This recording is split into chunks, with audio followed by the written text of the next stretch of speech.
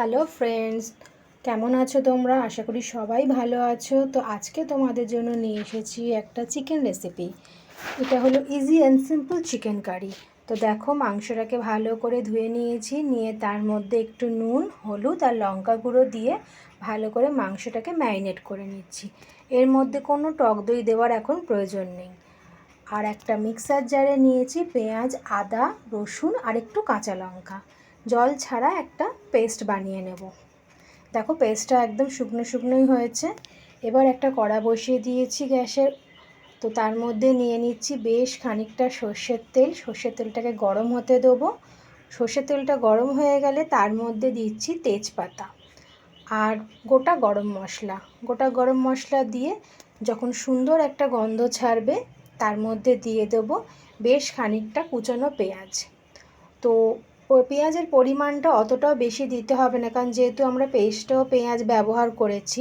তো এই পেঁয়াজটাকে একটু ভাজা ভাজা করে নেব। পেঁয়াজটাকে দেখো বেশ ব্রাউন কালার মতো এসে গেলে তার মধ্যে ওই যে পেঁয়াজ, আদা, রসুন আর কাঁচা লঙ্কার পেস্ট রেখেছিলাম ওটাও দিয়ে দেবো। দিয়ে মশলাটাকে মশলা নয়, পেঁয়াজ বাটা আর পেঁয়াজটাকে ভালো করে নাড়াচাড়া করে একটু ভাজা ভাজা করে নেব। এবার দেখো, এদিকে একটা আলাদা বাটিতে আমি নিচ্ছি বেশ খানিকটা টক দই। ওই যে বললাম, টক দইটাকে আর মাংসে দিচ্ছি না, আলাদা করে আমি ব্যবহার করব। টক দইয়ের মধ্যে একটু হলুদ, একটু কাশ্মীরি লঙ্কার গুঁড়ো, জিরে গুঁড়ো আর দিচ্ছি ধনে গুঁড়ো। তোমরা চাইলে এমনি যে ঝাল লঙ্কার গুঁড়ো সেটাও দিতে পারো।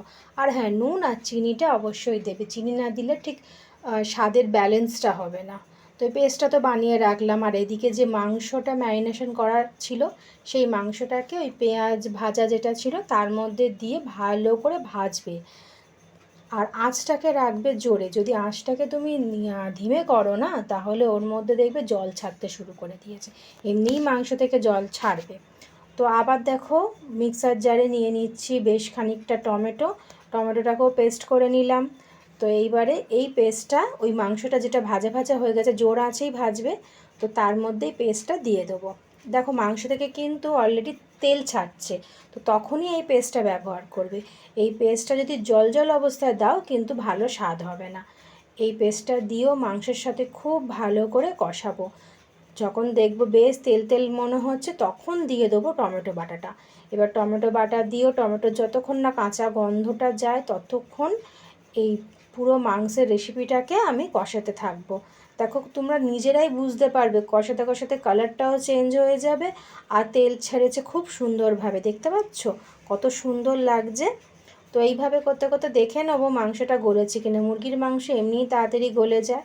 তো দেখো, আমার রেসিপিটা পুরো তৈরি হয়ে গেছে। কেমন লাগলো তোমরা করে অবশ্যই আমাকে জানাবে। আর তোমরা খুব ভালো থেকো, সুস্থ থেকো, সবাই আনন্দে থেকো।